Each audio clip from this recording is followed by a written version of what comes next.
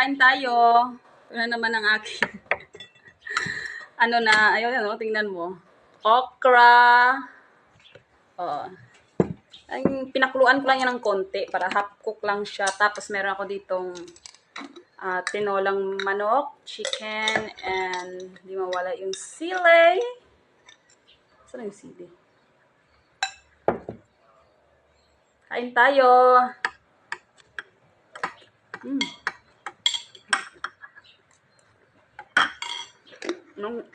Meron akong tuyo. Grabe ka makasilinap.